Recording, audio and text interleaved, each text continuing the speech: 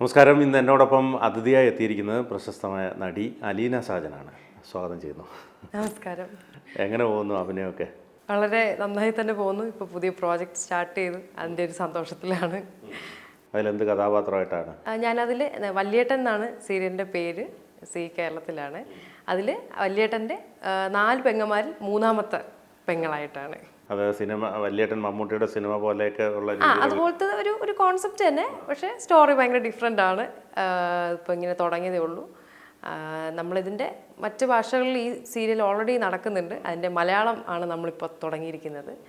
അങ്ങനെ. അപ്പോൾ ഈ അഭിനയ രംഗത്തേക്ക് വരാനുണ്ടായ സാഹചര്യം എന്തായിരുന്നു? എനിക്ക് സത്യം പറഞ്ഞാൽ വളരെ അപ്രതീക്ഷിതമായിട്ട് തന്നെ വന്നതാണ്. കാരണം ഞാൻ നമ്മുടെ മഞ്ജു ചേച്ചിയുടെ ഉദാഹരണം സുജാത എന്ന് പറഞ്ഞ സിനിമയിൽ എനിക്ക് ചെറിയൊരു വേഷം ചെയ്യാൻ പറ്റിയിരുന്നു. ഒരു 7 വർഷം മുൻപുള്ള കാര്യമാണ്. അന്ന് ഇങ്ങനെ അതിൽ ചെയ്തു തുടങ്ങിയപ്പോഴാണ് എന്തോ എനിക്കത് കുറേ ദിവസം കണ്ടിന്യൂസ് അവിടെ നിന്നപ്പോൾ, സെറ്റിൽ നിന്നപ്പോൾ അതിനോടൊരു ഇഷ്ടം തോന്നി. അത് ഇങ്ങനെ ചെയ്താൽ മുന്നോട്ടും തുടർന്നാൽ കൊള്ളാമെന്ന് എനിക്ക് മനസ്സിൽ തോന്നി. എന്തോ അതാണ് എനിക്ക് എന്തോ ഒരു ആഗ്രഹം അങ്ങനെ ഉള്ളിൽ തോന്നി തുടങ്ങി. പിന്നെ അതിനു വേണ്ടി പ്രയത്നിച്ചു എന്ന് തന്നെ പറയാം. ഇത്രയും ഈ പറഞ്ഞത് ഒരു 7-8 വർഷമായിട്ട് അതിനുവേണ്ടി തന്നെ കാര്യമായിട്ട് തന്നെ അതിനുവേണ്ടി നോക്കി. നല്ല നല്ല പ്രോജക്റ്റുകൾ വന്നപ്പോൾ ചെയ്യാൻ പറ്റി. അങ്ങനെ മുന്നോട്ട് പോയിക്കൊണ്ടിരിക്കുന്നു. അങ്ങനെ ഇപ്പോൾ സീരിയലിൽ ഇപ്പം 3ാമത്തെ സീരിയലാണ്. അപ്പോൾ ഈ കലാപരമായ ഇതിലേക്ക് ഇപ്പോൾ സ്കൂളിൽ കോളേജിലൊക്കെ പഠിക്കുമ്പോൾ ഉള്ള കലാപരമായ കാര്യങ്ങൾ എന്തൊക്കെയായിരുന്നു ചെയ്തുകൊണ്ടിരുന്നത്? എനിക്ക് ഒരുപാട് ഇഷ്ടമായിരുന്നു ഇങ്ങനെ ഡാൻസ്, പാട്ട് പരിപാടികൾ, നാടകം അങ്ങനെയൊക്കെ ചെയ്യുമായിരുന്നു. സ്കൂളിൽ ചെറുപ്പത്തിൽ തൊട്ടേ ചെയ്യുമായിരുന്നു. ഞാൻ ഒരു 2-3 സ്കൂളിൽ പഠിച്ചിട്ടുണ്ട്. അവിടെയൊക്കെയും ഈ പറഞ്ഞ പോലെ ഓരോ പരിപാടികൾ ഒക്കെ വരുമ്പോഴത്തേക്ക് എല്ലാത്തിലും പങ്കെടുക്കുമായിരുന്നു. അന്ന് തൊട്ടേ ഇതിനോട് എന്തോ ഒരു ഇഷ്ടമുണ്ട്. പക്ഷേ എങ്കിലും അഭിനയം എന്ന് പറയുന്ന ഒരു ഫീൽഡിലേക്ക് വന്നു തുടങ്ങിയത് ഈ പറഞ്ഞ ഉദാഹരണം സുജാത എന്ന് പറയുന്ന സിനിമയ്ക്ക് ശേഷമാണ്. കലാപരമായിട്ട് ഒരുപാട് ഇഷ്ടമാണ്. പിന്നെ എനിക്ക് തോന്നുന്നു എൻ്റെ അപ്പനും അമ്മയ്ക്കും ഒരുപാട് ഇഷ്ടമുള്ളൊരു കാര്യം തന്നെയാണ് ഈ കലാപരമായിട്ടുള്ള കാര്യങ്ങൾ ചെയ്യുന്നത്. അവർക്കും അതിൽ നല്ലൊരു അഭിരുചി ഉണ്ട്. കാരണം അമ്മ നന്നായി പടം വരയ്ക്കും, പപ്പയും ആക്ട് ചെയ്യുന്ന ഒരാളാണ്. അപ്പം ഞാനിപ്പോൾ ഞങ്ങളുടെ ടീച്ചറമ്മ എന്ന് പറഞ്ഞ സീരിയൽ പപ്പ ആക്ട് ചെയ്തിരുന്നു. പിന്നെ അമ്മ അത്യാവശ്യം പാട്ട് പാടും. അപ്പോൾ എന്തോ എല്ലാം കൂടി ഒരു മിക്സഡായിട്ട് എനിക്ക് കിട്ടിയിട്ടുണ്ട് അതിൻ്റെ കുറേ കാര്യങ്ങൾ. പിന്നെ ഈ പറഞ്ഞ പോലെ നമ്മൾ അത് വളർത്തിയെടുക്കുന്നു എന്നുള്ളതൊരു വ്യത്യാസമുണ്ട്. ഡാൻസ് ആയാലും പാട്ടായാലും എല്ലാം. പ്രൊഫഷണലായിട്ട് പഠിച്ചിട്ടൊന്നുമില്ല, ഡാൻസും പാട്ടും ഒന്നും പഠിച്ചിട്ടില്ല. പക്ഷേ ഈ പറഞ്ഞ പോലെ ആഗ്രഹം കൊണ്ട് എല്ലാം ഇങ്ങനെ ചെയ്യുന്നു എന്നുള്ളൊരു കാര്യമാണ്.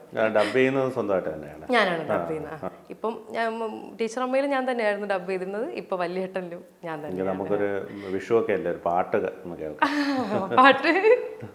പാട്ട് വിഷു റിലേറ്റഡ് പാട്ട് തന്നെ അങ്ങനെ വേണമെന്നില്ല.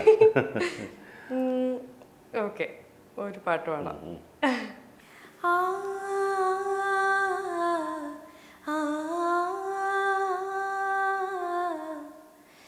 സാഗരം മാറിലേറ്റും കതിരോൻ വീണെരിഞ്ഞു, കാതരി നിന്റെ നെഞ്ചിൽ എരിയും സൂര്യനാരോ, കടലല തൊടു നിറമാർന്നു നിൻ കവിളിലും അരുണിമ പൂത്തോ, പ്രണയമൊര സുലഭ മധുരമാം നിർവൃതി ഒഴുകും പാട്ടിൽ, ഈ പാട്ടിൽ ഇനിയും നീ ഉണരില്ലേ, ഒരു പാടി പാടും ഈണം കേട്ടതില്ലേ, പനിനീർ പൂക്കൾ ചൂടി രാവൊരുങ്ങിയില്ലേ, ഇന്നെഞ്ചിലൂറും ഈ പാട്ടിൽ ഇനിയും നീ ഉണരില്ലേ. നന്നായിട്ട് പാടുന്നുണ്ടല്ലേ? എനിക്ക് വളരെ ഇഷ്ടമുള്ളൊരു പാട്ടാണിത്. അപ്പൊ ഞാൻ പെട്ടെന്ന് ഈ പറഞ്ഞ പോലെ ഒരാളെ പാടണം എന്ന് പറഞ്ഞാൽ എന്റെ മനസ്സിൽ ഈ പാട്ട് വരുള്ളൂ. അതുകൊണ്ടാണ്. പാട്ട് പഠിക്കുന്നുണ്ടായിരുന്നു? ഞാനിതൊന്നും പഠിച്ചിട്ടില്ല. ആഗ്രഹം കൊണ്ട് സ്ഥിരം പാട്ട് കേൾക്കുന്ന ഒരാളാണ്. അപ്പൊ അങ്ങനെ കുറച്ച് ഇഷ്ടമുള്ള പാട്ടുകൾ. പ്രത്യേകിച്ച് നമ്മളിപ്പോൾ ഈ മഞ്ജു വാര്യർ എന്നൊക്കെ പറയുമ്പോൾ ഒരുപാട് കാലമായിട്ട് ഇങ്ങനെ സിനിമയിൽ ഏറ്റവും ടോപ്പായിട്ട്, പ്രത്യേകിച്ച് ഒരു വനിത എന്ന നിലയിൽ, ഒരു ആക്ട്രസ് എന്ന നിലയിൽ ഏറ്റവും ഉയരങ്ങൾ കീഴടക്കിയ ഒരു നടി. അപ്പോൾ ആ ഒരു സെറ്റിൽ പോയപ്പോൾ മഞ്ജു വാര്യരെ കാണുകയും സംസാരിക്കുകയൊക്കെ ചെയ്തപ്പോൾ ഉണ്ടായ ഒരു അനുഭവം എന്ന് പറയാം. ഞാൻ പറഞ്ഞില്ല എനിക്ക് വളരെ പണ്ട് കാലം തൊട്ടേ വളരെ ഇഷ്ടമാണ്. ഞാൻ ഒരുപാട് സിനിമകൾ കാണുമ്പോൾ തന്നെ എനിക്ക് ഒരുപാട് ഇഷ്ടമുണ്ടായിരുന്നൊരു ഒരു നടിയായിരുന്നു നമ്മുടെ മഞ്ജു ചേച്ചി. അപ്പോൾ അതുകൊണ്ട് തന്നെ ഇങ്ങനൊരു അവസരം എനിക്ക് അന്ന് വന്നപ്പോൾ ഞാൻ പെട്ടെന്ന് തന്നെ എനിക്കതിൽ ചെയ്യാമെന്ന് ഞാൻ പോയി ആഗ്രഹിച്ച് ചെന്നത് തന്നെ ചേച്ചി ആയതുകൊണ്ടാണ്. അപ്പോൾ പുള്ളിക്കാരി ഭയങ്കര ഭയങ്കര ഒരു ഡൗൺ ടു എർത്ത് ആയിട്ടുള്ള പേഴ്സണാണ്, വളരെ നല്ലൊരു പേഴ്സണാലിറ്റിക്ക് ഉടമയാണ്. അപ്പം ഒരുപാട് കാര്യങ്ങൾ ഞാൻ അന്നിങ്ങനെ ഈ ഒരു കുറേ ദിവസം കണ്ടിന്യൂസ് നിന്നപ്പോൾ തന്നെ ഒരുപാട് കാര്യങ്ങൾ ഞാൻ കണ്ടു പഠിച്ചു. ഒരു വ്യക്തി എന്ന നിലയിലായാലും ഒരു ആർട്ടിസ്റ്റ് എന്ന നിലയിലായാലും പുള്ളിക്കാരുടെ നിന്ന് ഒരുപാട് കാര്യങ്ങൾ പഠിക്കാനുണ്ട്. ചെയ്യുന്ന ഒരു രീതി, ആൾക്കാരോട് പെരുമാറുന്ന രീതി, അതൊക്കെ കൂടെ കണ്ടിട്ട് തന്നെ ആയിരിക്കാം എനിക്കെന്തോ അതിനോടൊരു പ്രത്യേക ഇഷ്ടം തോന്നിയത്. ഇത് ഇങ്ങനെ ഒരു ആക്ടിങ് എന്നൊരു രീതിയിലേക്ക് മുന്നോട്ട് പോയാൽ കൊള്ളാം എന്നെനിക്കൊരു മനസ്സിലൊരു ആഗ്രഹം തോന്നിയതും. പുള്ളിക്കാരി ഭയങ്കര, നമുക്കെല്ലാവർക്കും അറിയാം, വളരെ നന്നായി ചെയ്യുന്നൊരു ആർട്ടിസ്റ്റാണല്ലോ. അപ്പം അതൊക്കെ കണ്ടപ്പോൾ തന്നെ ഭയങ്കരമായിട്ടുള്ളൊരു ആഗ്രഹം ഉള്ളിൽ തോന്നി തുടങ്ങി. അങ്ങനെ എനിക്കൊരുപാട് ഇഷ്ടമുള്ളൊരു വ്യക്തിയാണ് മഞ്ജു ചേച്ചി. അപ്പോൾ എനിക്കന്ന് കാണാൻ പറ്റി, ഞാൻ ഒന്നിച്ച് ഫോട്ടോ എടുത്തു. അതുപോലെ ഞാൻ അന്നൊക്കെ ഞാൻ പറഞ്ഞു പടം വരയ്ക്കുമായിരുന്നു. അപ്പം മഞ്ജു ചേച്ചിയെ ഞാൻ പടം വരച്ചന്ന് കൊടുത്തിരുന്നു. പുള്ളിക്കാരിക്ക് അത് വലിയ ഇഷ്ടമായി. അങ്ങനെ ഒരുപാട് നല്ല നല്ല അനുഭവങ്ങൾ മാത്രമേ ഉള്ളൂ ആ സെറ്റിൽ നിന്നും.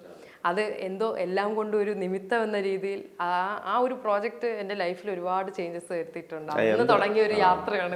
എന്ത് കഥാപാത്രമായിരുന്നു അതിൽ ചെയ്തത്? അതൊരു സ്കൂളും ഒക്കെ ബേസ്ഡ് ആയിട്ടുള്ളൊരു ഫിലിം ആയിരുന്നല്ലോ. അപ്പോൾ അതിൽ മഞ്ജു ചേച്ചി പഠിക്കാൻ വരുന്നൊരു ക്ലാസ് ആയിട്ട് കാണിക്കുന്നുണ്ട്. ആ ക്ലാസ്സിലെ ഒരു സ്റ്റുഡൻ്റ് ആയിരുന്നു ഞാൻ. എൻ്റെ സ്കൂളാണ് കോട്ടൺ ഹില്ല്, ഞാൻ അവിടെ പഠിച്ചിരുന്ന കുട്ടിയാണ്. അപ്പോൾ എനിക്ക് 10th കയറുന്നതിന് തൊട്ട് മുൻപുള്ള വെക്കേഷനിലാണ് ഈ സിനിമ അവിടെ ഷൂട്ട് ചെയ്തത്. അങ്ങനെയാണ് ആ സമയത്ത് എൻ്റെ പപ്പയുടെ ഒരു ഫ്രണ്ട് വഴി, അപ്പോൾ പപ്പ ഇങ്ങനെ പറഞ്ഞപ്പോഴാണ് ഇങ്ങനെ സ്കൂളിൽ ഷൂട്ട് നടക്കുന്നത്. അപ്പോൾ പറഞ്ഞു എൻ്റെ മകൾ അവിടെ പഠിക്കുന്നതെന്ന് പറഞ്ഞപ്പോൾ, അപ്പോൾ എന്നാൽ മോൾക്ക് ആഗ്രഹം ഉണ്ടെങ്കിൽ നമുക്ക് അങ്ങനെ ഒരു വേഷം കൊടുക്കാം എന്ന് പറഞ്ഞ് അങ്ങനെ ഒരു സ്കൂൾ കുട്ടിയായിട്ടാണ് ഞാൻ അതിൽ ചെയ്തത്. ഇപ്പോൾ കാണുമ്പോൾ ഒരുപാട് ഓർമ്മകൾ മനസ്സിലേക്ക് വരും ആ സിനിമയൊക്കെ കാണുമ്പോൾ. ഇപ്പോൾ ഒരുപാട് പേര് കാണുമ്പോൾ പറയുന്നുണ്ട് അലീന ഇങ്ങനെ ഉദാഹരണ സുജാതയിൽ ഉണ്ടായിരുന്നല്ലേ എന്ന് പെട്ടെന്ന് തിരിച്ചറിയുന്നുണ്ട് കാണുമ്പോൾ. അത് മാത്രമല്ല, നമ്മളിപ്പം സീരിയലിലേക്ക് വരുമ്പോൾ ഉണ്ടാകുന്ന, അപ്പം അതിൽ പോയപ്പം നമ്മളൊരു ബിഗ് പ്രോജക്റ്റാണ് കണ്ടത്. അതിനുശേഷം ഈ സീരിയലാകുമ്പോൾ നമുക്ക് പെട്ടെന്ന് ചെയ്ത് പോവുകയാണല്ലോ. അപ്പോൾ ഒരു വ്യത്യാസം ഫീൽ ചെയ്തത് എങ്ങനെയാണ്? എനിക്ക് നമ്മുടെ ഉദാഹരണ സുജാതയിൽ ചെയ്യുമ്പോഴും അതിൽ നമുക്കിങ്ങനെ ഒത്തിരിയും ഇങ്ങനെ ഒരു ക്യാരക്ടർ വൈസ് ചെയ്യാനുള്ളൊരു സ്പേസ് അങ്ങനെ അന്നും കിട്ടിയിട്ടില്ലായിരുന്നു. ഒരുപാട് കാര്യങ്ങൾ പഠിക്കാൻ പറ്റി, കാണാൻ പറ്റി. പക്ഷെ സീരിയലിലേക്ക് എന്നെ സംബന്ധിച്ച് സീരിയലിലേക്ക് വന്നപ്പോഴേ എനിക്ക് ഒരുപാട് കാര്യങ്ങൾ കൂടുതൽ പഠിക്കാനും എക്സ്പെരിമെൻ്റ് ചെയ്യാനും, ഡബ്ബിങ് ആയാലും അതുപോലെ തന്നെ അഭിനയത്തിൻ്റെ രീതിയിൽ ഒരുപാട് കാര്യങ്ങൾ മുന്നോട്ട് പഠിക്കാൻ പറ്റി. എനിക്ക് വളരെ നല്ല കുറച്ച് മെൻറ്റേഴ്സിനെയാണ് എനിക്ക് സീരിയലിൽ. നമ്മളിപ്പം ഞാൻ ടീച്ചർ അമ്മയിൽ ചെയ്ത്, ടീച്ചർ അമ്മയിൽ ഞങ്ങളുടെ ഡയറക്ടർ നിഷാന്ത് സാറ് എന്നെ ഒരുപാട് കാര്യങ്ങൾ പഠിപ്പിച്ചു തന്നിട്ടുണ്ട്. അത് നമുക്കിങ്ങനെ ഒരാളെ പഠിപ്പിക്കുക എന്നുള്ള രീതിയിലല്ല, മറിച്ച് നമ്മളിൽ തന്നെ ഉള്ള ആ ഒരു കഴിവിനെ അദ്ദേഹം ഒരു പ്രത്യേക രീതിയിലാണ് അതിനെ നമ്മൾ പുറത്തേക്ക് കൊണ്ടുവരുത്തിക്കുന്നത്. ഒരു ആർട്ടിസ്റ്റിൻ്റെ ഒരു വ്യക്തി എന്ന നിലയിൽ നമ്മളെ ഓരോ കാര്യങ്ങൾ ഇങ്ങനെ ചെയ്ത് പഠിപ്പിച്ച് അത് ഇന്നത് രീതിയിൽ പറഞ്ഞു തന്ന് ഇപ്പോൾ ഒരു സ്ക്രിപ്റ്റ്, ഒരു ഡയലോഗ് വായിക്കുമ്പോൾ തന്നെ ആ ഡയലോഗിൻ്റെ പുറമേ നമ്മൾ ഡയലോഗ് വായിക്കുന്നതിൻ്റെ അപ്പുറം അതിൻ്റെ ഉള്ളിൽ ഇന്നൊരു അർത്ഥമുണ്ട്, അല്ലെങ്കിൽ അതിൽ ഇങ്ങനെയും ഒരു അർത്ഥമുണ്ട് എന്നുള്ളതൊക്കെ നമുക്ക് സ്വയം വായിച്ച് മനസ്സിലാക്കണം എന്നൊക്കെ അദ്ദേഹം ഒരുപാട് പറഞ്ഞു തന്നിട്ടുണ്ട്. അങ്ങനെ പഠിക്കാൻ കൂടുതൽ പറ്റിയത് സീരിയൽ വന്നതിന് ശേഷമാണ്. പെട്ടെന്ന് ചെയ്യാറുണ്ട്, അത് ശരിയാണ്. നമ്മുടെ ഒരുപാട് പരിമിതികളുണ്ടല്ലോ നമ്മുടെ സീരിയൽ എന്ന് പറയുമ്പോഴത്തേക്കും. മറ്റൊന്നും കൊണ്ടല്ല, ഡെയിലി എപ്പിസോഡ്സ് പോകുന്നൊരു കാര്യമാണല്ലോ സീരിയൽ എന്ന് പറയുന്നത്. അപ്പോൾ നമുക്ക് ഒരുപാട് ടൈം ലിമിറ്റും കാര്യങ്ങളൊക്കെ ഉണ്ട്. അപ്പം അങ്ങനെയൊക്കെ വരുമ്പോൾ ഈ പറഞ്ഞ പെട്ടെന്ന് എടുക്കേണ്ടി വരും. അപ്പോഴും കുറച്ചുകൂടി നമ്മൾ ഈ ടൈറ്റായിട്ട് ഓരോ കാര്യങ്ങളും, സിനിമയിലൊക്കെയാണ് ഒരു ദിവസം 4-5 സീനും കാര്യങ്ങളൊക്കെ ധാരാളം സമയം കിട്ടാറുണ്ട് പലപ്പോഴും. പക്ഷെ ഇവിടെ അത് കിട്ടാറില്ല. എങ്കിലും നമ്മൾ മാക്സിമം നമ്മുടെ നല്ല രീതിയിൽ തന്നെ ചെയ്യാൻ പലപ്പോഴും ശ്രമിക്കാറുണ്ട് പരിമിതമായ ഒരു സാഹചര്യത്തിൽ. പ്രോംപ്റ്റിങ് എങ്ങനെയാണ്? പ്രോംപ്റ്റിങ് ആദ്യം വന്ന സമയത്ത്, ഇപ്പം ടീച്ചർ അമ്മയിലൊക്കെ ആയാലും ആദ്യം വന്ന സമയത്ത് എനിക്ക് പ്രോംപ്റ്റിങ് കേട്ട് പറയുന്നത് ഭയങ്കര ബുദ്ധിമുട്ടായിട്ട് തോന്നിയിട്ടുണ്ട്. കാരണം നമ്മളിങ്ങനെ പറയുന്നതിൻ്റെ ഇടയിൽ പെട്ടെന്ന് ഇങ്ങനെ സൈഡിൽ നിന്ന് വേറൊരു ഇതിങ്ങനെ പറഞ്ഞുകൊണ്ടിരിക്കുമ്പോൾ അത് കേട്ട് എന്നാൽ അതിനൊപ്പം നമ്മൾ റിയാക്ഷൻസും കാര്യങ്ങളും മുഖത്തെ അഭിനയം ഒക്കെ വരണം എന്ന് പറയുമ്പോൾ ആദ്യം എനിക്ക് ബുദ്ധിമുട്ടായിട്ട് തോന്നിയിട്ടുണ്ട്. പക്ഷേ അതിന് യൂസ്ഡായി എന്നുള്ളതാണ്. പിന്നീടാണ് എനിക്ക് മനസ്സിലായത് ഈ പ്രോംപ്റ്റിംഗ് എന്ന് പറയുന്നത് സത്യം പറഞ്ഞാൽ നമ്മൾ ഒരു ക്യാരക്ടർ ചെയ്തുകൊണ്ടിരിക്കവേ നമുക്കൊരു ഹെൽപ്പ് മാത്രമാണ് ഈ അതായത് നമുക്ക് അത് മാത്രം നമ്മൾ ഡിപ്പെൻഡ് ചെയ്ത് ഒരു സീൻ ചെയ്യാൻ നിൽക്കരുത് ഒരിക്കലും. അങ്ങനെ ചെയ്യാൻ നിന്നാൽ നമ്മുടെ അഭിനയത്തെ അത് സത്യം പറഞ്ഞാൽ ബാധിക്കുന്നതാണ് എനിക്ക് തോന്നുന്നത്. അതെ, അതിൽ മാത്രം ശ്രദ്ധിച്ചാൽ നമ്മൾ യാന്ത്രികമായിട്ട് ഈ ഡയലോഗ് പറച്ചിൽ മാത്രമേ നടക്കുള്ളൂ എന്ന് എനിക്ക് തോന്നിയിട്ടുണ്ട്. പക്ഷെ അതിനപ്പുറത്തേക്ക് നമ്മൾ ആദ്യം ഒന്ന് സ്ക്രിപ്റ്റ് നോക്കുക, അതൊന്ന് മനസ്സിലിരുത്തി എന്താണ് ഇവിടുത്തെ ഒരു സിറ്റുവേഷൻ, എങ്ങനെ ആയിരിക്കും ആ ക്യാരക്ടർ അപ്പോഴും ബിഹേവ് ചെയ്യുക എന്നൊക്കെ ഉള്ളൊന്ന് ചിന്തിച്ച് വെച്ചിട്ട് ഒരു സൈഡിൽ നിന്ന് നമുക്കൊരു സപ്പോർട്ട് സിസ്റ്റം എന്നുള്ള രീതിയിൽ കാണുക അത് ശ്രദ്ധിച്ച് ചെയ്യുക എന്നുള്ള സ്ക്രിപ്റ്റ് ഫോളോ ചെയ്യുക എന്നുള്ളൊരു കാര്യമാണ് ഞാൻ മനസ്സിലാക്കിയിട്ടുള്ളത്. അത് ഒരുപാട് ഹെൽപ്പ് ചെയ്യാറുണ്ട് ഈ പ്രോമിറ്റ് ചെയ്യുന്നത്. പിന്നെ അത് മനസ്സിലായിട്ടുണ്ട്. നമുക്ക് വലിയ സീൻസൊക്കെ നമ്മൾ സീരിയലാകുമ്പോഴത്തേക്കും ഒരുപാട് വലിയ സീൻസൊക്കെ വരാറുണ്ട്. അപ്പോൾ അത്രയും വലിയ ഡയലോഗ്സ് ഒക്കെ ചിലപ്പോൾ നമുക്ക് ഓർത്തിരിക്കാൻ ചിലപ്പോൾ പറ്റിയെന്ന് വരില്ല. അങ്ങനെ വരുമ്പോൾ ചെറിയ സീനൊക്കെ പ്രോമിറ്റിംഗ് ഇല്ലാതൊക്കെ ചെയ്യാൻ ചിലപ്പോൾ പറ്റും. പക്ഷെ മറ്റേതാകുമ്പോൾ ഒരു പ്രോമിറ്റിംഗ് ആവശ്യമാണ്. അത് അത്യാവശ്യമായിട്ടുള്ള കാര്യം തന്നെയാണ്. പിന്നെ ശ്രീലക്ഷ്മിയെ പോലുള്ള അവരുടെ കൂടെയുള്ള അഭിനയം, കാരണം അവരൊക്കെ വർഷങ്ങളായിട്ട് സിനിമയിലൊക്കെ ഉള്ളതല്ലേ, അതെങ്ങനെ ഒരു എക്സ്പീരിയൻസ് എങ്ങനെയാണ്?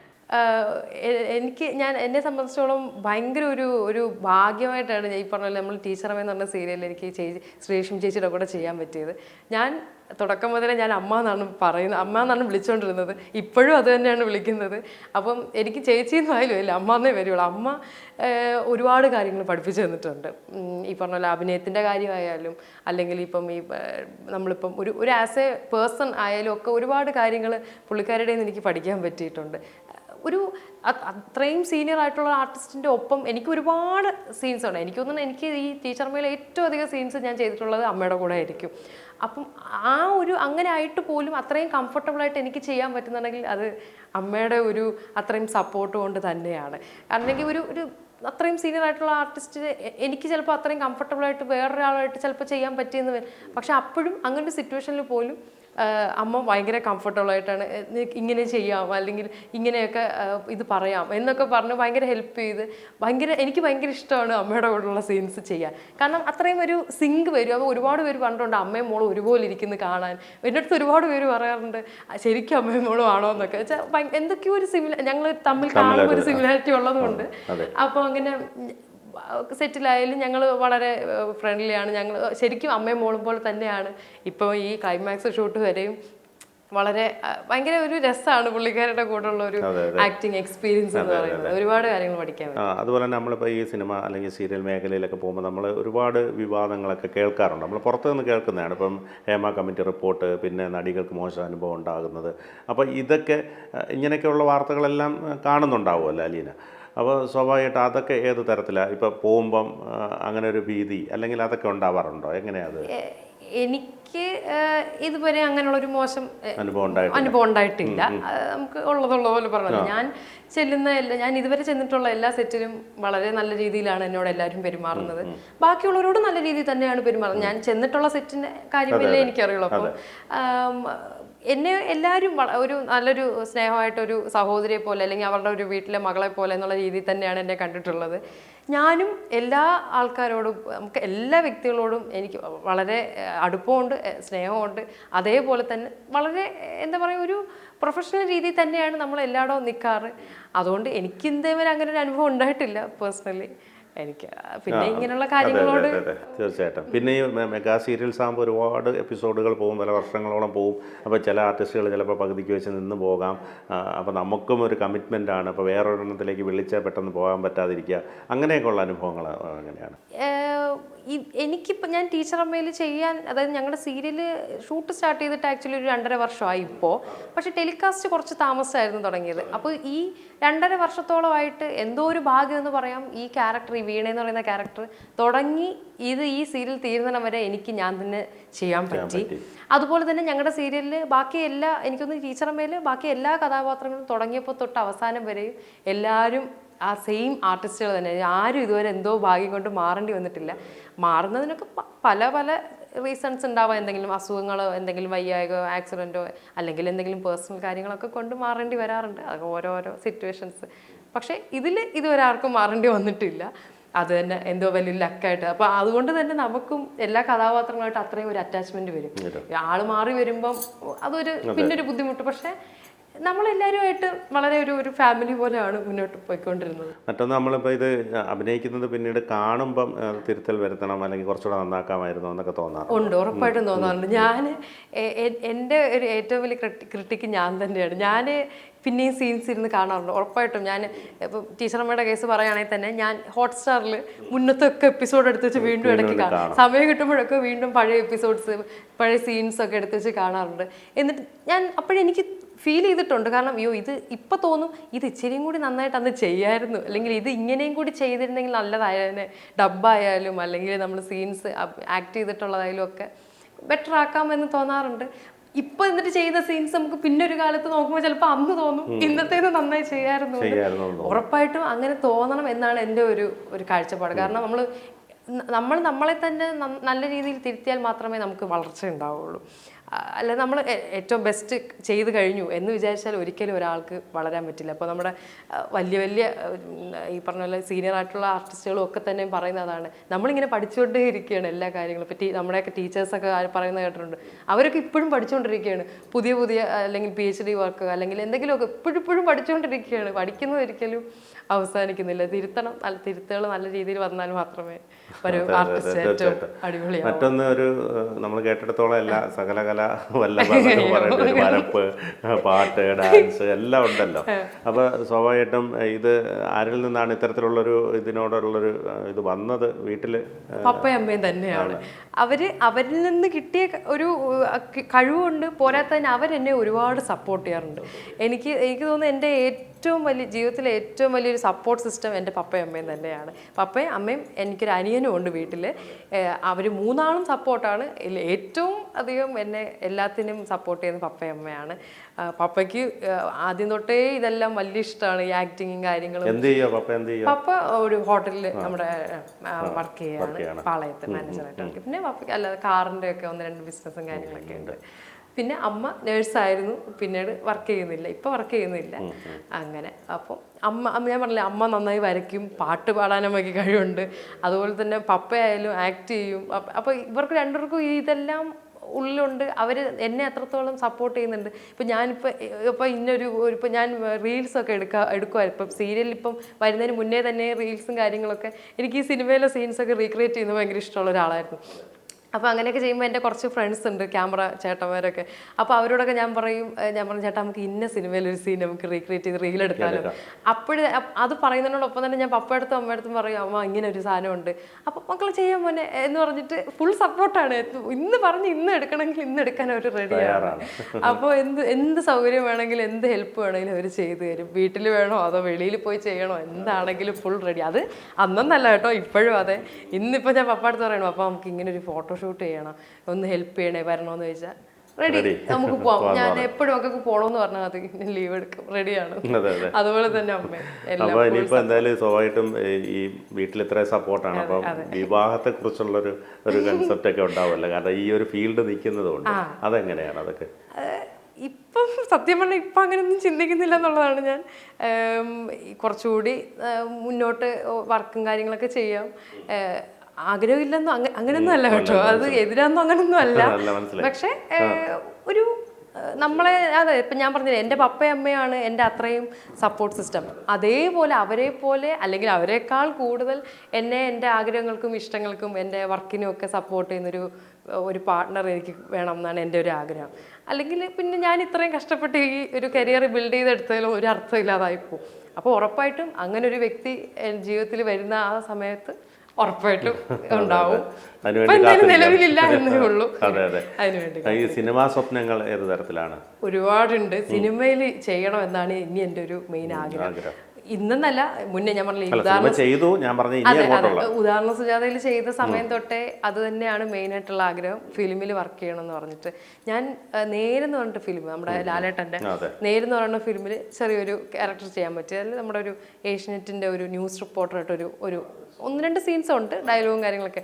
അപ്പം അപ്പോഴും ഒക്കെ ചെയ്യുമ്പോഴും ഫിലിം ചെയ്യണം, അത്രയും വലിയൊരു എക്സ്പോഷർ കിട്ടണം എന്നൊക്കെ ഉള്ളൊരു ആഗ്രഹം ഇപ്പോഴും മനസ്സിലുണ്ട്. അത് തന്നെയാണ് എൻ്റെ ഏറ്റവും വലിയ ഡ്രീം.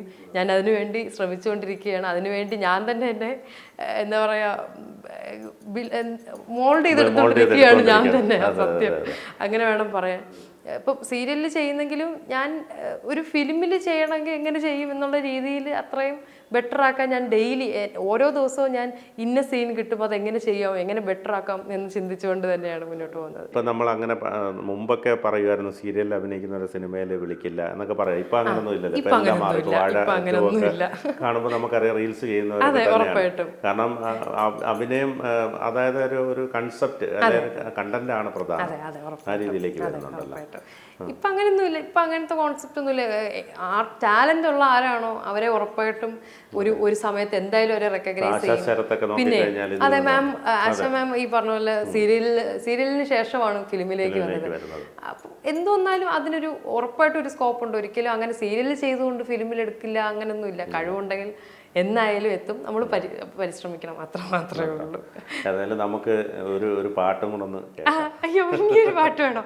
ഒരു പാട്ട് കൂടെ കേൾക്കാം. ഞാന് ഏതാ പാടുക ആലോചിക്കട്ടെ. പാതിചാരും നിന്റെ കണ്ണിൻ നീലജാലകമോ മാഞ്ഞു പോകും മാരിവില്ലിൻ മൗനഗോപുരമോ പ്രണയം തുളുമ്പുമോർമയിൽ വെറുതെ തുറന്നു തന്നു നീ നനഞ്ഞു നിൽക്കുമഴകേ നീ എനിക്കു പുണരാൻ മാത്രം ജൂണിലെ നിലാമഴയിൽ നാണമായി നനഞ്ഞവളേ ജൂണിലെ നിലാമഴയിൽ നാണമായി നനഞ്ഞവളേ. പെട്ടെന്ന് ഇങ്ങനെ പറഞ്ഞപ്പോ അപ്പൊ ഇങ്ങനെ ഈ പാട്ടും ഒക്കെ ഇതിനകത്ത് ഈ നമ്മള് സിനിമയാകുമ്പോ പാട്ടൊക്കെ ഉണ്ടല്ലോ, സീരിയൽ പാട്ടില്ല. അപ്പൊ അതിന്റെയൊക്കെ ഒരു നമുക്ക് പക്ഷേ ഇപ്പൊ ടൈറ്റിൽ സോങ്ങുകളൊക്കെ അതുണ്ട്. അതാ ഞാൻ പറയാൻ വന്നത്. ഇപ്പൊ നല്ല നല്ല ഒരുപാട് ടൈറ്റിൽ സോങ്സ് ഇപ്പം വന്ന് സീരിയലിൽ വരാറുണ്ട്. പണ്ടും ഉണ്ട്, ഇപ്പോഴും അത് കൂടുതലായിട്ട്. ഇപ്പൊ ഞാനിപ്പോ വലിയേട്ടനിൽ ചെയ്തു, അപ്പൊ അതിലും ഉണ്ട് ഒരു ടൈറ്റിൽ സോങ്. ഞങ്ങൾ മുന്നേ ടീച്ചർ അമ്മയിലും 1-2 പാട്ടുകളുണ്ട്. ടൈറ്റിൽ സോങ് പറഞ്ഞിട്ടുണ്ട്, വേറെ ഒരു പാട്ടുണ്ട്. അപ്പം അതൊക്കെ ഉണ്ട്. പിന്നെ നമുക്ക് ഇപ്പം ഏതെങ്കിലുമൊക്കെ നല്ല നല്ല സീനുകൾ വരുമ്പോഴത്തേക്കും നമുക്ക് ഇഷ്ടപ്പെട്ട തന്നെ ഏതെങ്കിലും സിനിമയിലെ പാട്ടുകളൊക്കെ അതിലൊക്കെ വരാറുണ്ട്, ബിജിഎമായിട്ട് വരാറുണ്ട്. അങ്ങനെ പിന്നെ ഈ ഓരോ സ്ഥലത്തൊക്കെ ഇപ്പം നമ്മളിപ്പം മാളുകളിലൊക്കെ പോകുമ്പോൾ ഉണ്ടാവുന്ന ആൾക്കാർ വന്ന ഒരു നമ്മളെ തിരിച്ചറിഞ്ഞുണ്ടാകുമ്പോൾ ഒരു സന്തോഷം, അത് ഭയങ്കര സത്യം പറഞ്ഞാൽ അത് പറഞ്ഞറിയിക്കാൻ പറ്റാത്തൊരു സന്തോഷമാണ് കേട്ടോ. ഞാൻ പണ്ട് തൊട്ടേ ആഗ്രഹിച്ചിരുന്നതാണ് ഈ വെളിയിലൊക്കെ പോകുമ്പം ആൾക്കാർ തിരിച്ചറിയുക, വന്ന് നമ്മളടുത്ത് സംസാരിക്കുക, ഫോട്ടോ എടുക്കുക. എനിക്ക് അതൊക്കെ ഭയങ്കര ഹാപ്പിനെസ് ഉള്ളൊരു കാര്യമാണ്. ഇപ്പോൾ ഈ പറഞ്ഞ പോലെ ഇപ്പോൾ ഈ ടീച്ചർ അമ്മയൊക്കെ ചെയ്തു തുടങ്ങിയതിന് ശേഷം ഒരുപാട് പേര് ഏത് സ്ഥലത്ത്, ഇപ്പോൾ മാളിലായാലും ഒരു ഉത്സവം പോലത്തെ സ്ഥലത്ത് അങ്ങനെയൊക്കെയുള്ള ഒരു പെരുന്നാൾ അങ്ങനെയൊക്കെയുള്ള സ്ഥലത്തൊക്കെ പോകുമ്പോൾ ഒരുപാട് പേര് തിരിച്ചറിയുന്നുണ്ട്. എല്ലാവരും പറഞ്ഞത് അയ്യോ കുഞ്ഞിയല്ലേ, ടീച്ചർ അമ്മയിലെ കുഞ്ഞിയല്ലേ എന്ന് പറഞ്ഞാണ്. അപ്പോൾ എന്നെ അലീന എന്ന് പറഞ്ഞ് തിരിച്ചറിയുന്നതിനേക്കാൾ കൂടുതലാണ് ഈ ക്യാരക്ടർ വെച്ചിട്ട്. അത് തന്നെ വലിയൊരു സന്തോഷം. നമ്മൾ ചെയ്ത കഥാപാത്രം വെച്ച് നമ്മളെ ആൾക്കാർ തിരിച്ചറിയുക എന്ന് പറയുമ്പോൾ വലിയൊരു സന്തോഷമാണ്. അങ്ങനെ അത് ഒരു വല്ലാത്തൊരു സന്തോഷമാണ് സത്യം പറഞ്ഞാൽ. ഞാനത് ഒരുപാട് എൻജോയ് ചെയ്യുന്നൊരു വ്യക്തിയാണ്. പിന്നെ നമ്മൾ ആഗ്രഹിക്കുന്ന കഥാപാത്രങ്ങൾ, ഇപ്പം നമ്മൾ ഇത്തരത്തിലൊരു കഥാപാത്രം ചെയ്തു, ഇപ്പം വില്ലത്തി വേഷമുണ്ട്, അതൊക്കെ വേറൊരു തരത്തിലാണ്. അങ്ങനെയൊക്കെയുള്ള ആഗ്രഹങ്ങളുണ്ട്. എനിക്ക് പല ടൈപ്പ് ക്യാരക്ടേഴ്സ് ചെയ്യണം. ഇപ്പോൾ ഈ പറഞ്ഞ മോഡേൺ ആയിട്ട്, നാടൻ കുട്ടിയായിട്ട്, അല്ലെങ്കിൽ ഈ പറഞ്ഞ നെഗറ്റീവ് റോള്, പാവമായിട്ടുള്ള റോളാണ് ഇപ്പൊ ചെയ്ത രണ്ടും. ടീച്ചറമ്മയിലും അതെ, ഇപ്പൊ വലിയേട്ടനിലും അതെ. അങ്ങനെയുള്ള പല കൈൻഡ് ഓഫ് ക്യാരക്ടേഴ്സ് ചെയ്താലേ നമ്മൾ എന്താ പറയുക ഡിഫറെൻറ്റ് രീതിയിൽ നമ്മുടെ ആക്ടിങ് സ്കിൽസും ഇമ്പ്രൂവ് ആവുകയുള്ളൂ. സ്ഥിരം ഒരേ രീതി ചെയ്താൽ ചിലപ്പോൾ നമ്മൾ ആ ഒരു ടിപ്പിക്കൽ അങ്ങനത്തെ ഒരു ക്യാരക്ടറായിട്ട് നമ്മൾ മൊത്തത്തിൽ അങ്ങ് മാനേഴ്സ് ആയി പോകാൻ സാധ്യത ഉണ്ടോ എന്ന് എനിക്ക് സംശയമുണ്ട്. എപ്പോഴും അങ്ങനെ ആയി പോകുമ്പോഴേ അങ്ങനത്തെ മാത്രം ക്യാരക്ടേഴ്സ് ചെയ്യുന്നൊരു വ്യക്തി എന്നുള്ള രീതിയിൽ ചിലപ്പോൾ ആയി പോകുമോ എന്നൊരു ഇതുണ്ട്. പലതരത്തിൽ ചെയ്യണം, പല ക്യാരക്ടേഴ്സ് ചെയ്യണമെന്ന് ആഗ്രഹമുള്ളൊരു വ്യക്തിയാണ് ഞാൻ.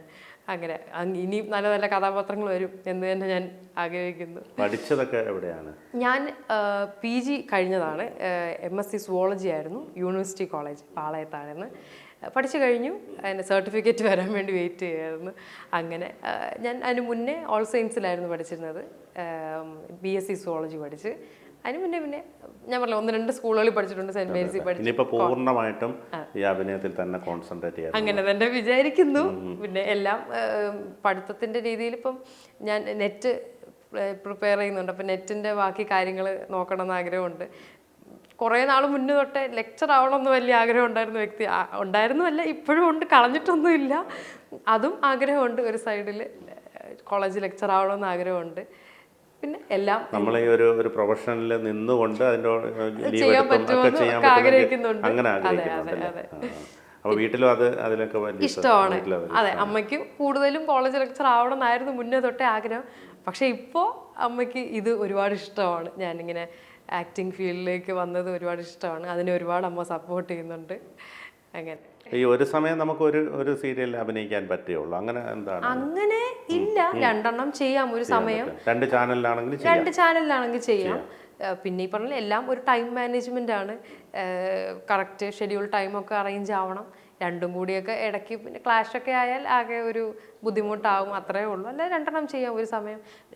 രണ്ടിലധികം ചെയ്യുന്നവരുണ്ട് കേട്ടോ. പക്ഷെ കണ്ടിന്യൂസ് ക്യാരക്ടർ ഉള്ളവർക്ക് 2 എണ്ണമൊക്കെ പറ്റുള്ളൂ. അങ്ങനെയുള്ളൊരു ഇത്. പിന്നെ മറ്റൊന്ന് ഈ ഡ്രസ്സ് നമ്മൾ തന്നെ കരുതണമല്ല, അതൊക്കെ എങ്ങനെയാണ്? അപ്പോൾ അത് ഇത്രയും വെറൈറ്റി വാങ്ങണ്ടേ? അപ്പോൾ അത് വാങ്ങണം. നമ്മൾ ഇപ്പം ഒരു ക്യാരക്ടറിന് ഒരു ടൈപ്പ് ഓഫ് ക്ലോത്ത്സ് ആയിരിക്കും നമ്മൾ ആദ്യമേ ഒരു പാറ്റേൺ ചൂസ് ചെയ്യും.